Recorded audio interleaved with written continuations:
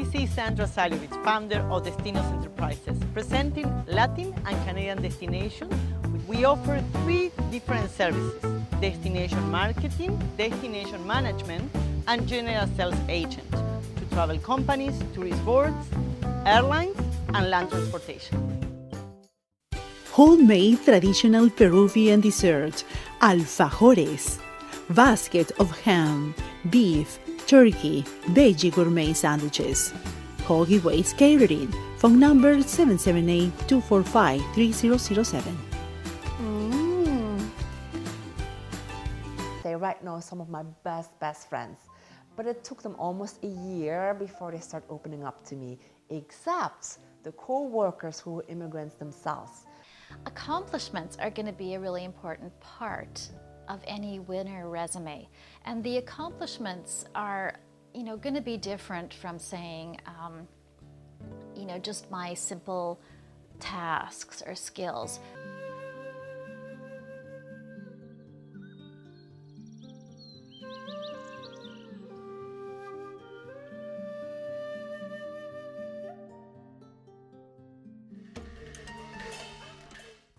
Welcome to the Immigrants Magazine's program, episode 139.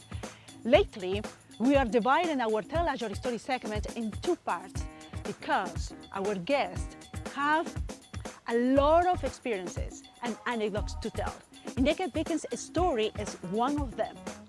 In this interview, we are going to talk about her career, and she will tell us her difficult moments living in Canada. Ineke Beeken's interview, second part. Okay, my career, so yes, I decided to settle over here. I was like, okay, I will always have wanderlust. I always want to see the world, but of course, I also want to have children, I want to have a spouse, and if I keep on traveling around the world, this is less likely to go and happen. And I think stability is very important, to stay at one place. So when I settled over here in Canada, the first thing, of course, I had to do was find a job. And I know that, I always heard from my friends from the United States who were Canadian and said like, okay, it's not what you know, it's who you know. So when you go to Canada, make sure that you get a Canadian experience. So immediately what I did is I started volunteering work, just a week after I arrived. I just found through the website, I found some places and I started volunteering and I started saying like, okay, I am a clinician, a child and family therapist, if you know about any jobs available, please let me know.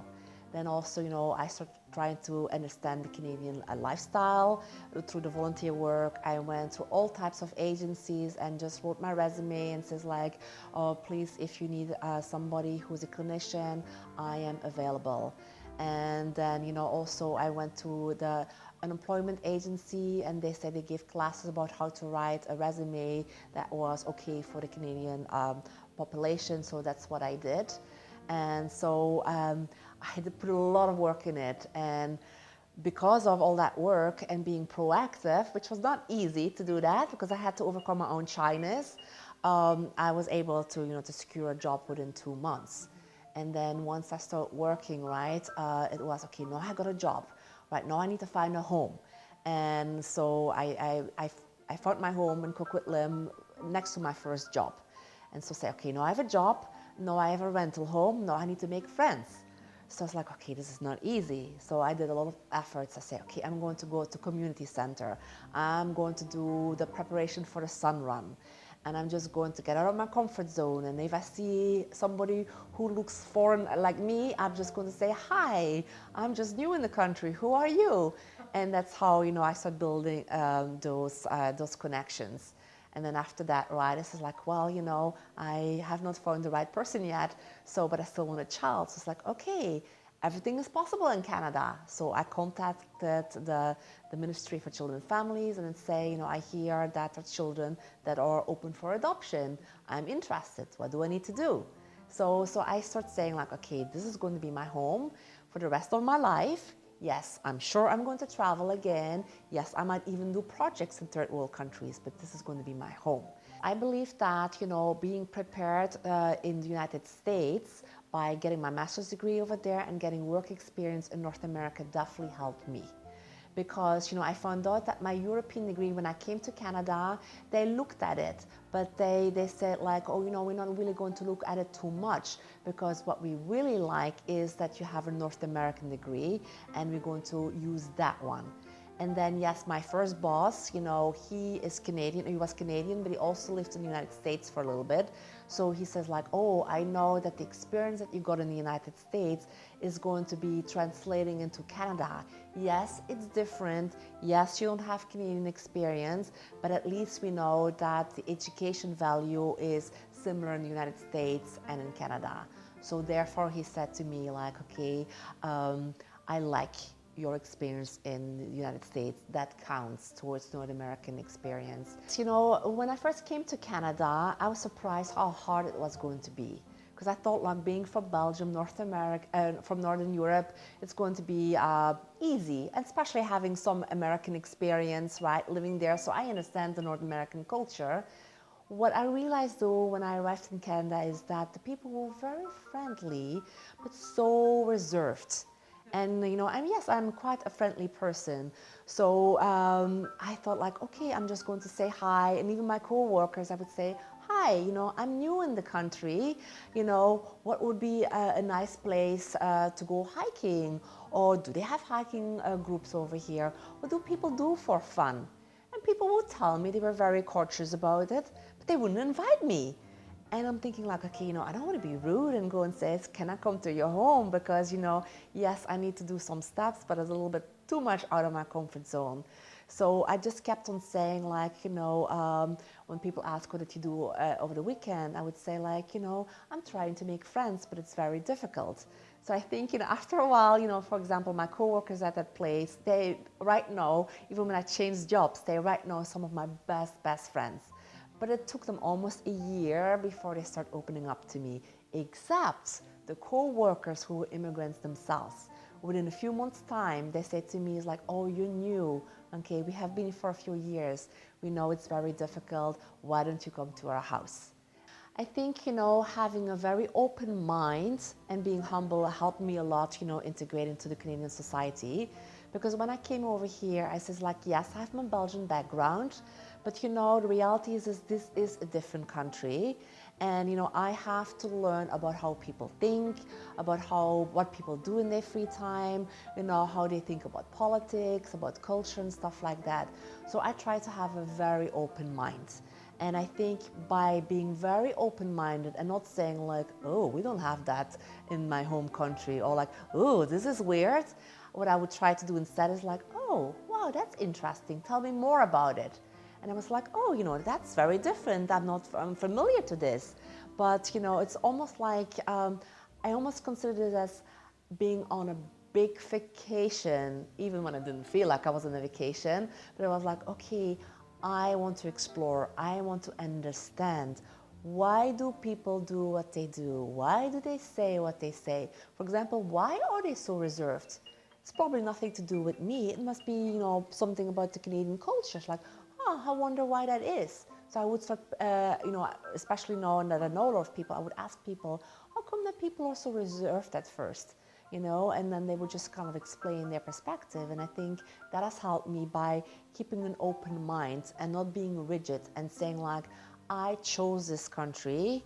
Yes, it's difficult, but the only way I'm going to make it is by having an open mind and integrate my culture from being born and raised one country and having traveled a lot into the Canadian culture. My daily routine is routine, meaning like, you know, I get up around 6:30, depending how hard it is to get out of bed. You know, I get myself ready, I get my son ready.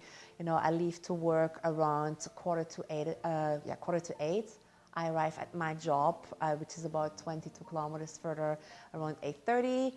I work usually from 8:30 till 5 o'clock during the day. I work 5 days a week, and the next week I work 4 days a week. And then, you know, usually, you know, during the day I work, I come home, and of course what's very important to me is family. So of course my son is right now my only family here in Canada. I have a Canadian family like this. So what I do is of course cooking dinner, do a few little errands, and then spend time with my son with his homework, child activities, play board games, talk. So my week is actually very homebound. Besides, of course, going to activities that my son has to go to tutoring or to, a circus school that he goes to. My weekends is, from Friday evening till Sunday evening is often on a Friday evening, I have either friends over or I go to a friend's house and, having just chatting, having the kids get together, just girl talk or just family talk.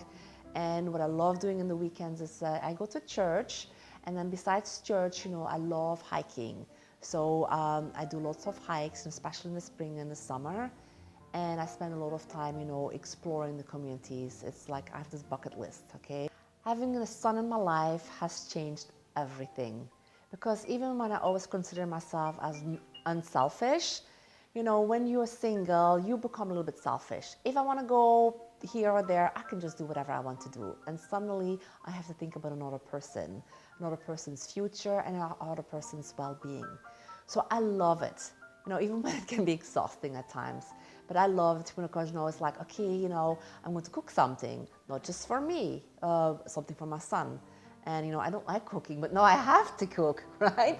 So then also so many doors have opened for me that otherwise would not have opened. Right now, going to, scouts, for example, or going to circus school, or doing kids activities, just enriches my life, and, and I'm sure that I enrich my son's life as well.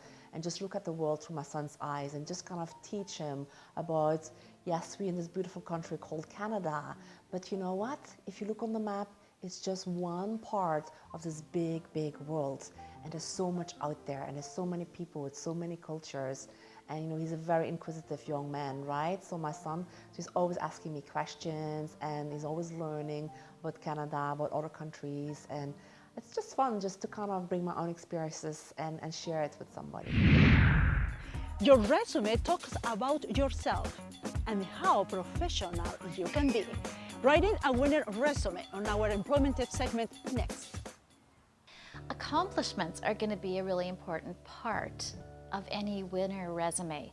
And the accomplishments are, going to be different from saying, just my simple tasks or skills. When I'm writing about accomplishments, it's really important to say how I contributed to an organization, or how I maybe developed something new or produced some sort of innovation or something in that organization.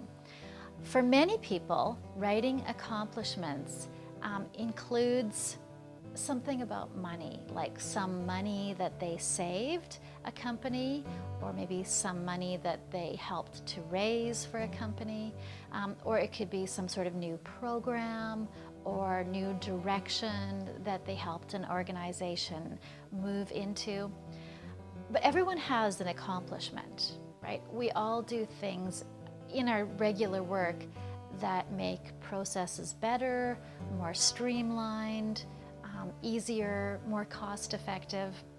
So thinking about your accomplishments and writing them as well as you can will really help you to have a winner resume.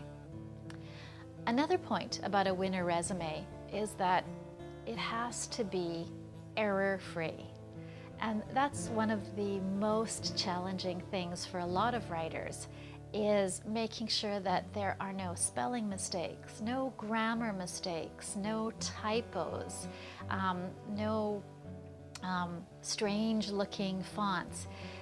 You want that resume to really look completely error-free.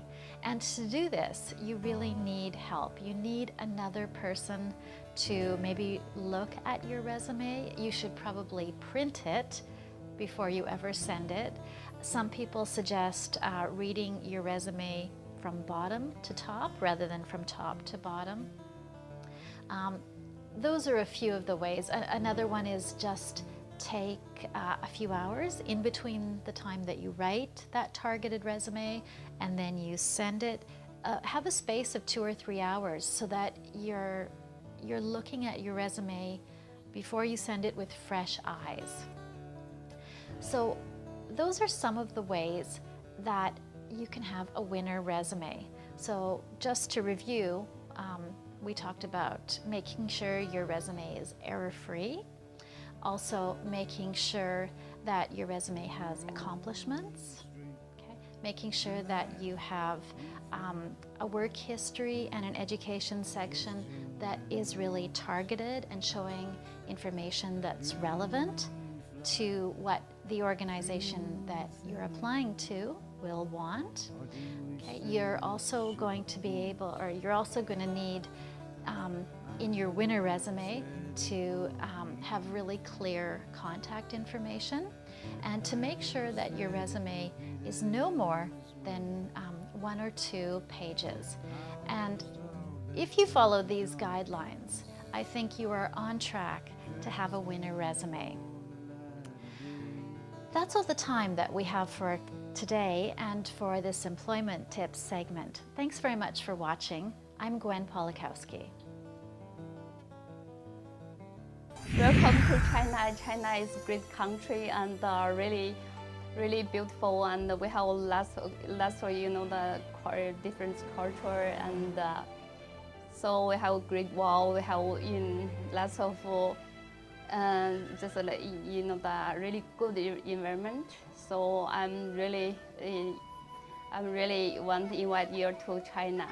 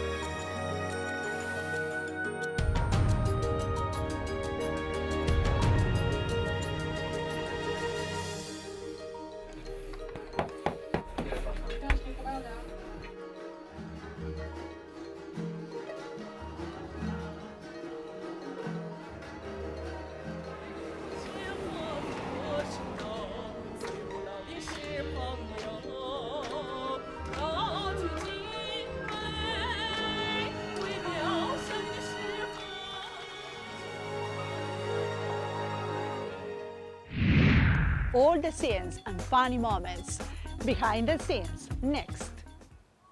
Okay, good. I probably talk too much, right? That's you added to the. Yes.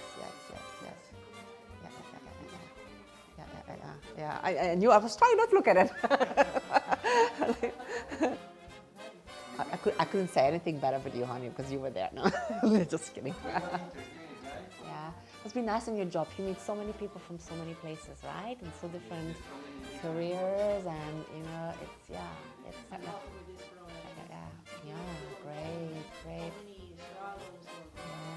Yes. The lesson we learned from Ineke Beeken's story is this: always, it's good to take some risks in your life, whether you are an immigrant or not. How can you get to the next step in your life if you are static? How to know what happened on the other side if you don't move? Remember, you have the decision. It's up to you. There yourself. We're on Facebook and on Twitter. I am Fabiola Palomiro, your host. Problemas de relaciones interpersonales, separación, divorcio, problemas con niños, adolescentes y adultos. Soy la doctora Yolanda Montoya, soy Clinical Counselor y mi teléfono es el 604-861-1071.